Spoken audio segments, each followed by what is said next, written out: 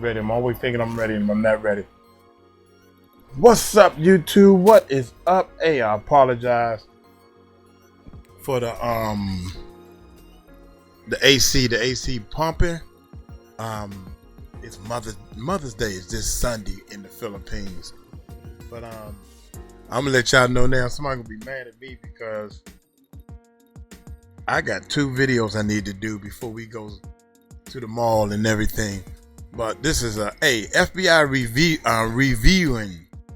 FBI is reviewing Jeffrey Epstein 𝗟𝗡𝗞𝗡 videos. It's a sidebar. Y'all know how sidebar do it, man. Look here, y'all hit that subscribe button, hit that bell, baby, because Uncle Mike is gonna be on this. I ain't letting nothing stop me, man. I got sick. I was throwing up. I was earling. And I was still coming in here doing the videos, man. So I ain't letting nothing stop me. We are going to get to the bottom of this. Let's give them a thumbs up. The AC on. I'm eating. I got the water. We supposed to be going. I'm charging up things that we need to take to the mall. We got some stuff coming on. So y'all hit that subscribe button. Hit that bell.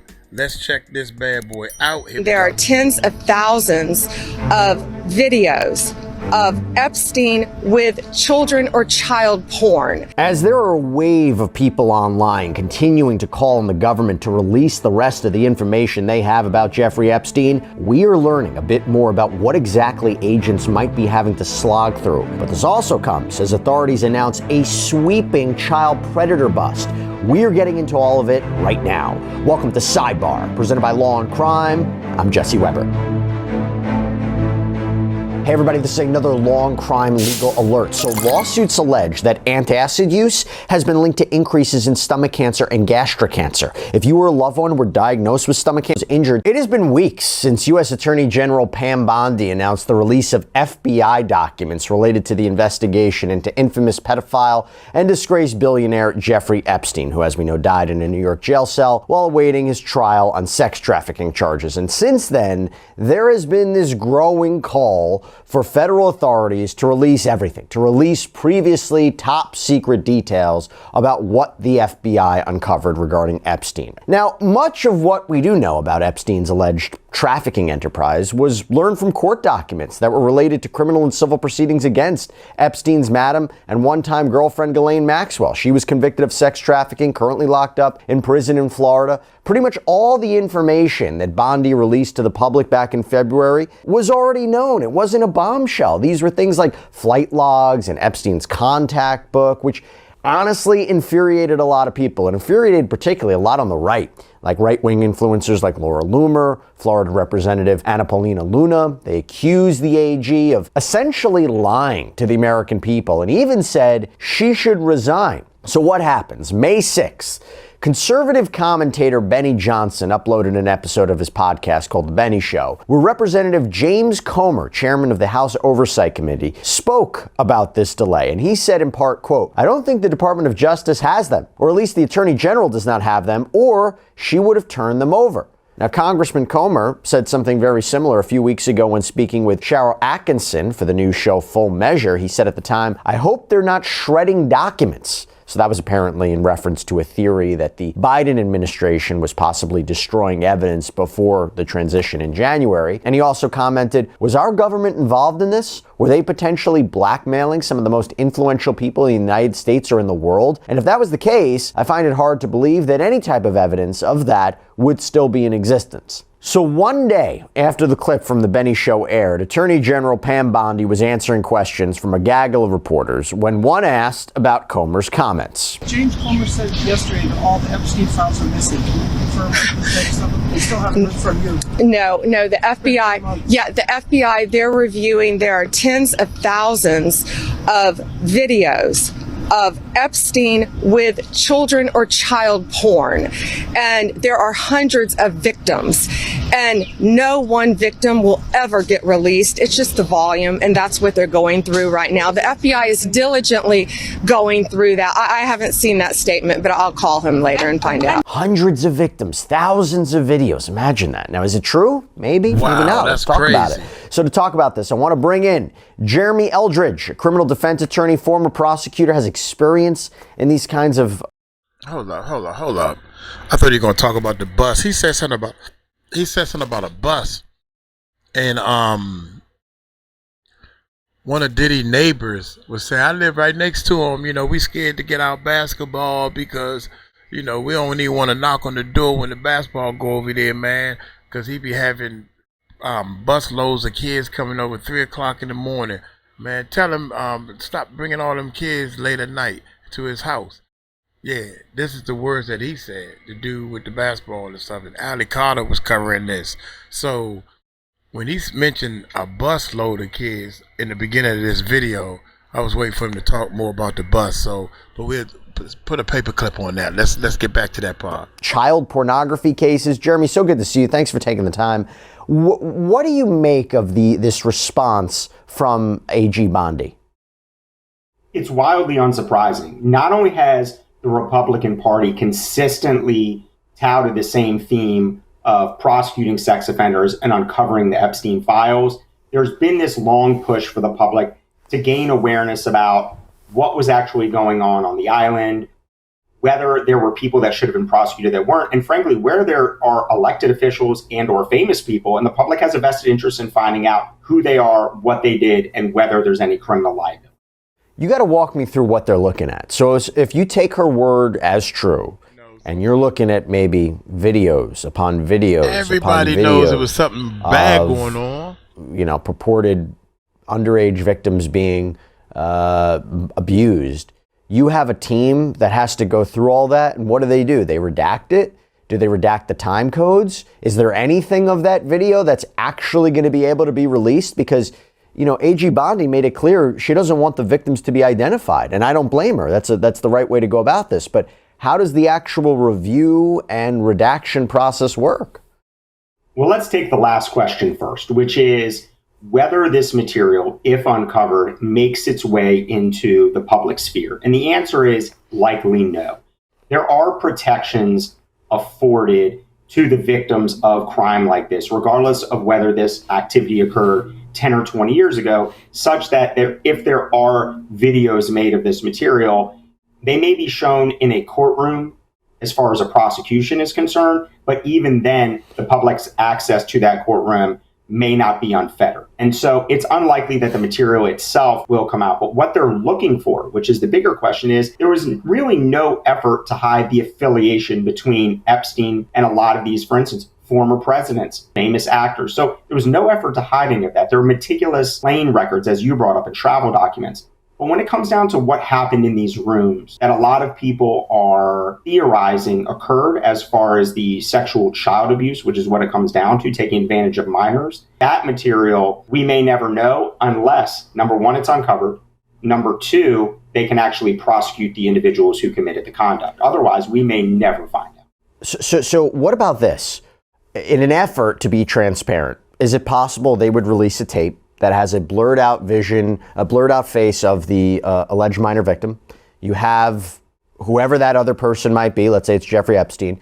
They take the video of them walking into a room together, cut it, and then the video of them leaving the room or something like that. I have no idea. I'm just saying. Or they provide no video for the public, but they do a document list and a video description for each one of those videos. Is that possible? I think you're 100% right on the second option, which is more in line what we would call a proffer or an offer of proof to say, this is the material that was. And this is what the whole problem is, man. Show the stuff. Man, just show the stuff to the public. We have a right to know. Y'all want to pick, who are you to pick and choose what we should and should not see? Or how we should see it? Just show the stuff. Just show it. Just like public lynching back in the day. I bet you any amount of money if the government wasn't so quick to hide everything from us, thinking they're keeping us safe, the world would be a better place. And it'd be less people doing crimes. The reason why people do crimes because they know the government gonna help cover up their crime. That's a shame. Was uncovered. this is what we believe that material shows. And then they'll label each victim as, for instance, victim number 1 or Jane Doe, is they want to protect the innocence or frankly the identity of that individual. What also has to be known for the public is that the reason that child pornography, which is what this would be, can't be released to the public is that the dissemination of such material, frankly, constitutes a secondary crime. So the possession of it by the government in itself obviously isn't a crime because they might be prosecuting that behavior. However, its release into the public could constitute a secondary crime, and that's why you never see it done publicly. But to your point, there's an easy way to disseminate this information, to build public trust in the fact that they're investigating it, if they are, and then to release some of this information publicly without harming victims. Do you think if there was evidence of something being destroyed or something not being released, we would know that? That's certainly a possibility. If they obtain an advice, the infamous Hunter Biden's laptop, right? And nothing is available, but you might see that files were deleted, or you don't know how meticulous some of this organization was. If they were keeping a library of these videos to potentially blackmail or extort an individual in the future, and they had names of videos so you can see the names of the file, but you can't necessarily see the file anymore, that could be something that may constitute evidence, or at least show that there was in fact this library of recordings, but they may not be able to cover the videos. But these days, the federal government has shown pretty broad success in being able to recover electronic information that the accused thought was deleted, but in fact was not. And you heard the theory, right? One of the reasons there's a delay is because, is it possible the U.S. government was using this to blackmail people, right? And, you don't want this to come out, and that's why there's a delay, and the government might have been behind that. You think there's anything to that? Look, there are never a shortage of conspiracy theories as they surround Epstein. The photographs of him and former presidents, titans of industry, and famous actors certainly help propound these theories. But as far as the United States government engaging in this conduct, it seems a little far-fetched on mine. Do you think any of the delay has to do with any of potentially high-profile people who are either on these videos, described in these videos, connected to these videos? I know A.G. Bondi said it has to do with the content of it, right? It has to do with, minors being abused here. But do you think there's something else? Again, one of the theories is it's because who may be on those tapes. That's why you see the delay. And again, this is unverified. We cannot confirm this any which way, but I got to ask you. No, I think you're right. There is no doubt, although the public may not want to acknowledge it, that there could be a delay because of some of the people associated with this conduct. I mean, even locally, there was a prosecution in Baltimore, Maryland, of a madam. Or you could go to the larger prosecution of Heidi Fleiss in New York. That when the public sees a famous madam prosecuted, the public gains interest. And you start wondering, who are these high-profile clients? Are we going to see them in court? And magically, as in with Heidi Fleiss, we never saw a lot of the famous individuals that were on that list. And yet the public was salivating, waiting for that information to be released. So the same thing occurs here. The mystery surrounding these sorts of cases is unlike almost any other type of prosecution because the public wants to know who was there. We've seen pictures of Epstein with several presidents that are still alive. Why don't we know if they were involved in conduct? And so everyone thinks if a famous person was associated with Jeffrey Epstein, then were they engaged in that conduct? Is there proof of it? And if there is, we want to see it. And that's not going to stop.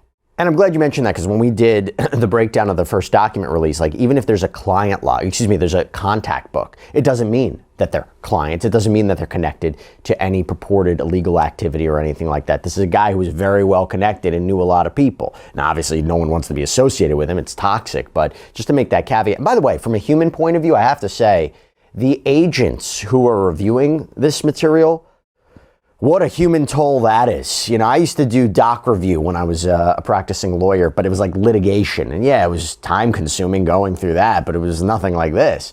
To go through this material, my gosh, I also wonder if one of the delays is we need a break to go through that. We just need a second to compose ourselves. I always wonder that in criminal cases, prosecutors, investigators having to go through this material, they may need a breathing room from it.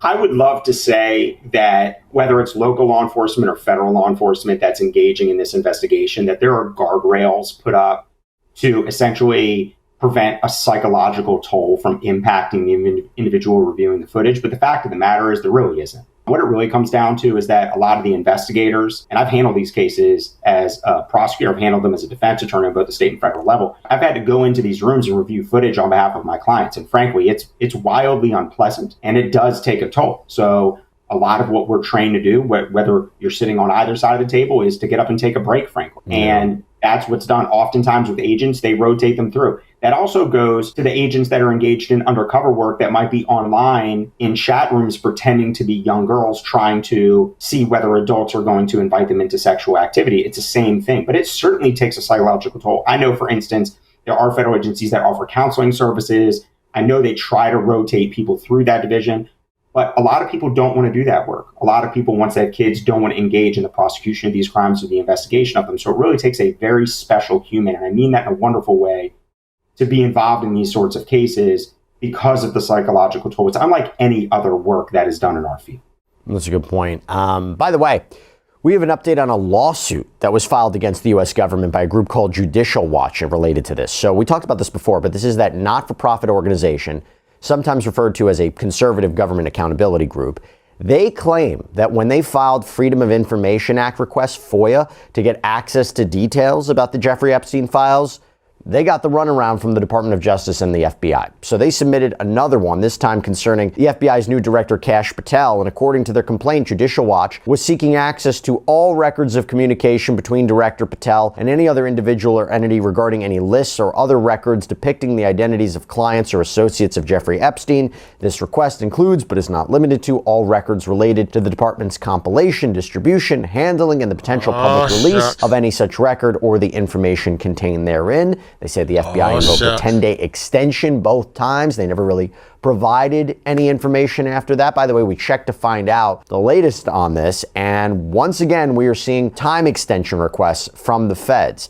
In a request that was filed with the U.S. District Court for the District of Columbia, the interim U.S. Attorney for D.C., Edward R. Martin Jr., writes, defendant requests this extension because undersigned was only recently assigned to this case, and his heavy caseload prevents him from preparing and filing a response to the complaint by the current deadline. The U.S. Attorney's Office is receiving thousands of new cases a year, and there is sometimes a delay in case assignments because of the influx in new cases. More recently, the U.S. Attorney's Office has seen an influx in lawsuits seeking temporary restraining orders requiring immediate attention. Undersigned is currently personally handling over 90 cases, of which more than 50 are active, each with its own competing obligations, deadlines, and demands. An extra 28 days would allow him to better understand the allegations in the complaint and draft a more appropriate response. Jeremy, your reaction to that? As much as the public deserves its transparency when it comes to the filing of a FOIA or a Freedom of Information Act request, these requests are often very burdensome to the government insofar as they are hit with thousands of these a day. And when they're sifting through them, each one has to be taken seriously. The documents have to be collected that are associated with the request, and then certain redactions have to be made. Now, an exception to FOIA, which I'm surprised that we haven't heard about as a defense put forth by the government, is the fact that if there's an ongoing investigation, that is actually a defense to not providing these documents. If there's any ongoing investigation and Director Patel is engaged in a conversation regarding it, then his communications should not be turned over. Does that tell you that going through the redactions and going through the videos and trying to release it to the public, this is more about a political assignment rather than a legal investigation? In other words, they haven't indicated, nothing to indicate that they are actually going to prosecute someone, arrest somebody from the material that they're going through, but rather just provide transparency to the American people. It's like the JFK files, right? Nobody expected a further investigation or anything like that from releasing the JFK files. It was just a matter of transparency. It was a part of the president's political points leading up to the election. So do you think that that indicates to you, because I think you make a good point, if we're not seeing at this point an immediate objection from FOIA from one of those exceptions, and maybe they will, maybe they need more time to respond, but does that signify to you, hey, they're not investigating anybody regarding Epstein? I think that's certainly possible. I mean, we have seen the government aggressively prosecute these cases previously. There's nothing to say in reality that the federal government shied away from prosecuting these cases. I mean, we saw it in R. Kelly's case when the government actually has videos that show minors engage in sexual conduct with famous people. There have been prosecutions. Obviously, Epstein was prosecuted in Florida even before he was prosecuted federally and took his own life. But here, they could be going down both lanes at the same time, trying to say, well, maybe if we run into something, we'll prosecute it, but if we don't, we're going to release it. But what they're going to be able to release has to be so edited that I don't know whether it will satisfy the public's thirst for information here. But to your point, that could be why they're not fighting the FOIA request. Yeah, just something to think about. And as you're seeing these extensions and these delays and, what they think is, they're being given the runaround. But there is something else we have to talk about. This is big, okay? So on Wednesday, the same day that Attorney General Pam Bondi made that statement to reporters about there being thousands of child porn videos connected to Jeffrey Epstein, she also gave a short joint press conference alongside FBI Director Patel about the arrest of hundreds of suspects during Operation Restore Justice. This historic, unprecedented nationwide operation led to the arrest of 205 child sex predators. Unbelievable. Wow. In just 5 days. This was an incredible operation done in conjunction with the FBI and our prosecutors. Children and their families now have a chance to heal. These are online predators. Think about this. 115 victims, children.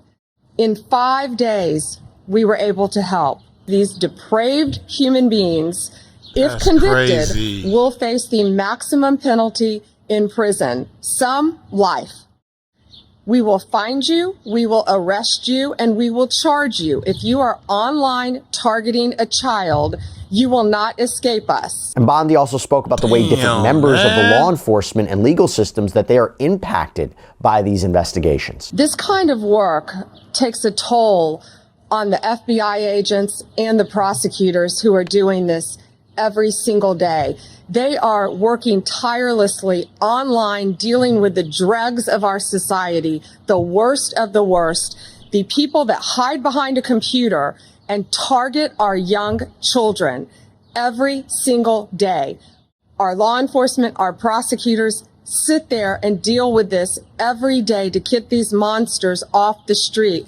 Director Patel and I, almost daily in our meetings, talk about these cases and what it does to our officers and our prosecutors, but also how many lives are being saved and how many children are being helped by this. She also pleaded with parents to be more involved in their children's online lives. Parents, you have to know, this is so serious. Your child has no right to privacy on the internet. None. You have to monitor what your kids are doing, whether they're playing games on the internet, on social media, any other websites that children, teenagers frequent, an online predator can find them.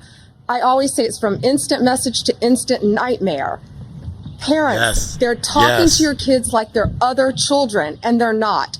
They're predators. They pose as children. They get them sometimes to post explicit pictures of themselves after they talk to them. And then in some cases, they even try to blackmail the children.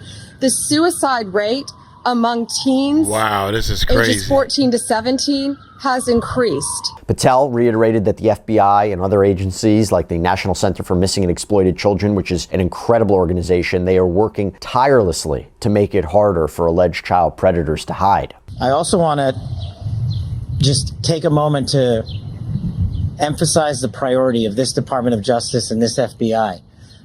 Our children. If you harm our children, you will be given no sanctuary. There is no place we will not come to hunt you down. There is no place we will not look for you. And there is no cage we will not put you in should you do harm to our children. The prioritization of this administration and General Bondi has made it abundantly clear to child predators, you will be hunted down and you will be prosecuted. I'm down with that. A refreshing thing to hear for the men and women who do this work tirelessly. And it's also an acknowledgement of the safety that we look forward to bringing America.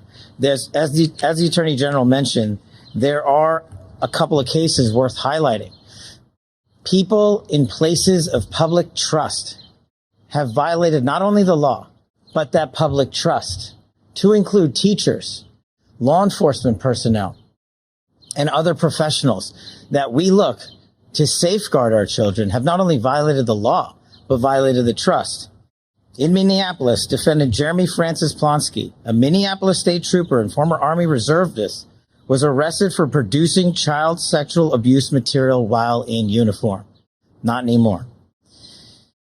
In Norfolk, Virginia, defendant Jose Alexis Valdez Sosa, an illegal immigrant from Mexico, again, allegedly arrested for transporting a minor across state lines. No more. Another example, right here in Washington, D.C., in the Metropolitan Police Department, Officer Lynwood Barnhill, a former already convicted sex offender, was arrested again for exploiting more victims, more children, while on supervised release.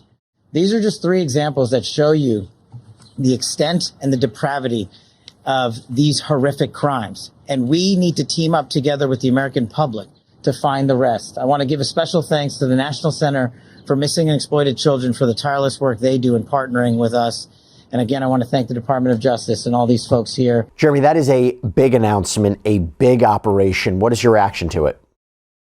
Happens every couple years. Usually what's happening is they uncover something on the dark web, a group or a website that is pandering to this activity. And then once they get in, they usually send someone undercover to join the group. They're able to identify some of those individuals, arrest one of them, and then hopefully identify some of the other perpetrators. And that's why we know it's obviously internet-based. But I think it speaks to the level in which a lot of these offenders try to secret this activity. But every year or two, we see the federal government ferret it out. But because it's so available on the dark web, it's so difficult to investigate and prosecute. Okay, I want to talk about a couple of these cases because it's pretty shocking to the conscious, to say the least. So Patel mentioned that it involved members or former members of law enforcement. So the first is Jeremy Plonsky, 29-year-old Minnesota state trooper, faces both federal and state charges for honestly some of the most heinous crimes you can imagine, including sexually assaulting an infant, okay? That's what we're talking about. According to a criminal complaint, federal agents were investigating child sex abuse material, it's also known as CSAM, when they found multiple videos, apparently, of Plonsky allegedly assaulting this baby. Agents say his face was clearly visible. And when confronted with that during an interview, Plonsky allegedly told the agents that he was in some sort of dominant, submissive relationship with a person he met online, and that that person had directed him to commit the abuse. It's unclear Plonsky's connection to this baby, but Jeremy, aside from how disgusting that is and how, you know, these allegations couldn't be even more wrong, what kind of excuse is that? What kind of defense is that? Absolutely not a defense. Duress, which is probably the defense that he is referring to, would not apply to a case like this. And so unless somebody had a gun to your head and was threatening death, even then, you know, that's the extreme version of this defense. But duress is not going to be applicable here. And what I think it shows the public is that regardless of what your employment is, man, F that. Put a gun in my head. Put a gun to my head and tell me to do something to a little kid. I'm sorry, cuz you got to... I believe in him, man. And be like, yo, I'm sorry. This is where I check out at. Go ahead and pull the trigger, because I can't hurt nobody. No, not no little kid. I want the kid to live, not me.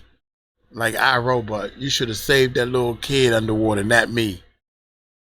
Even then, you know, that's the extreme version of this defense. But duress is not going to be applicable here. And what I think it shows the public is that regardless of what your employment is, that holds no significance as far as what activity you're engaged in. And oftentimes it is an individual like that, a police officer or a teacher, someone who has the public trust, who is engaged in this activity. I've represented school teachers. I've prosecuted school teachers and police officers for this sort of conduct. And so the public's interest in it is always very high because of this betrayal, this very public betrayal that you were watching our kids, you were safeguarding our community. And that's why it's always a surprise, but frankly, it shouldn't be. It's frightening. It is frightening. You're 100% right. You have no idea. Just assuming a member of law enforcement would not engage in this behavior, or allegedly engage in this behavior. And what he's facing, such serious charges. So at the federal level, producing child pornography, at least 15 years in prison. And by the way, he's also charged at the state level. One count of first-degree criminal sexual conduct of a person under the age of 14. Minnesota State Patrol leaders, they told multiple media outlets that an internal investigation is underway. Plonsky suspended in the meantime. He's been with the troopers since 2022, the same year, by the way, he's accused of making these videos. But Patel also spoke about somebody else, Lynwood Barnhill, a former Metropolitan Police officer in D.C., 59 years old, convicted sex offender, by the way. He was out of prison on supervised release when he allegedly exploited more victims, including children. The Department of Justice officials say the alleged offenses occurred between April 2024 and April 2025. He's facing multiple new charges, including sex trafficking of children and transportation with intent to engage in criminal sexual activity. The DOJ says he was recruiting minors to perform sex acts for money, that he was going to profit off of this. And that is similar to the situation that led to his arrest back in 2013. When Barnhill was a Metro police officer, a missing 16-year-old girl was found in his home. She told law enforcement that he took photos of her, both clothed and unclothed, and planned to send them to men to arrange so-called dates. She said Barnhill told her that she would get paid $80 per date, but that she would have to give him $20 of that. So you're basically looking at a prostitution scheme here. And he resigned from the police department, pleaded guilty to 2 counts of pandering a minor and 1 count of possession of child pornography. He was sentenced to 7 years in prison, followed by 10 years of supervised release. But during that time, he was allegedly engaging in the same behavior. Jeremy, we talk about recidivism, right? But for something like this, I mean, think about these allegations. What do you take away from it? First off, before he answers, let me tell you what I take away. I'm letting y'all know, man, the crime, the punishment is not strong enough. I don't know what the world is thinking about. But dude, if you're a police officer, number one, and you turn around and do something to a kid, in my book, that's life in prison, man. That's life on the road. We have to teach these people that dude, if you think you got some type of attraction to kids, you better think again and go get some help, some real help. Because if you in Uncle Mike's world, you best believe it's gonna be some powerful punishments on you. If you hurting a little kid, I'm done, man. I don't have to get mad. I don't even have to get mad. He was allegedly engaging in the same behavior. Jeremy, do y'all hear how long? Per date, but that she would have to give him $20 of that. So you're basically looking at a prostitution scheme here. How much time he resigned from the police department, pleaded guilty to 2 counts of pandering a minor and 1 count of possession of child pornography. He was sent. He pleaded guilty, so he admitted to it. Watch what he was sentenced to. Sentenced to 7 years in prison, followed by 10 years of supervised release. But during that time, 7 years in prison. 7 years. You making it worth it. You making it worth their while, man. That's what the problem is. I take the 7 years if I get caught. Nah. You gotta give them 7 years of a different type of jail, man. They got the internet in the jail. You can sneak cell phones in jails. You get 3 meals in the cot in jail, and you also get a bed to sleep on. See, that's what the problem is. He was allegedly engaging in the same behavior. Jeremy, on a possession of child pornography, he was sentenced to 7 years in prison, followed by 10 years of supervised release. But during that time, he was allegedly engaging in the same behavior. Jeremy, we talk about recidivism, right? But for something like this, I mean, think about these allegations. What do you take away from it? First off, when we're looking at this crime specifically, unfortunately, it does have a high rate of recidivism, meaning there's a high rate of these types of offenders returning to the criminal justice system, unlike a lot of other crimes where we see recidivism rates drop after the age of 25. For instance, murder, robbery, a lot of the violent crime seems to diminish as individuals get older. The biggest problem with this offense is that we have an individual that we know supervision didn't work. We know incarceration didn't work. So for lack of a better term, the United States, the U.S. Attorney's Office rather, is going to attempt to launch him into space. I mean, that is what it's going to happen. He's going to see a sentence being offered him as far as a plea agreement that is going to be lengthy in nature. It comes with a 15-year mandatory minimum, for instance, and that's just a start. And on the federal side, he's not First Step Act eligible, meaning under Donald Trump, when they passed this act, certain offenders could get out of jail a little bit early. But historically, in federal prison, you serve well over 85 to 90% of your time. So this individual is not going to be released anytime soon if he's found guilty and sentenced. Jeremy, why are we talking about him getting out of jail in the first place? What is wrong with what? What? Who gives her sugar We should not be talking about him getting out of jail. You were sentenced to 7 years. You admitted that what you did, and then you came out and did it again. See you later. Bye. See, I don't give a damn. Eldridge, my gosh, a lot to talk about. Thank you so much for taking the time. Love your expertise. Love you coming on. Appreciate it. Thank you. Thank you for having me. And that is all we have for you right now here on Sidebar. Everybody, thank you so much for joining us. And as always, please subscribe on YouTube, Apple Podcasts, Spotify, wherever you should get your podcasts. I'm Jesse Weber. I'll speak to you next time. Man, I'm trying to tell you, man, they don't want to fix the problem. That's what the problem is.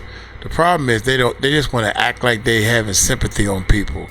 No mercy, man. I'm sorry, no mercy for it. Right is right, wrong is wrong. What happens to everybody who believes in that system? If you do wrong, what happens to everybody who, I don't know, drive their car at the right speed limit? I pay my taxes. I go to school. I pray. I believe in doing right. I believe in helping my neighbor. All these people that's doing right, they don't get no rewards. But everybody do wrong, they got a lawyer, you have a right to remain silent, and all this shit. All of it makes me sick. Guess crime does pay, man. That's what makes me mad. And then you got the ones that think they know the law. Come on, man. Are you serious? These was police officers.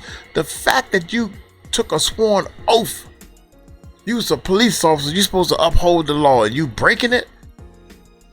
Break them in half, man. How dare you hurt the country like that? How dare you? How dare you do this?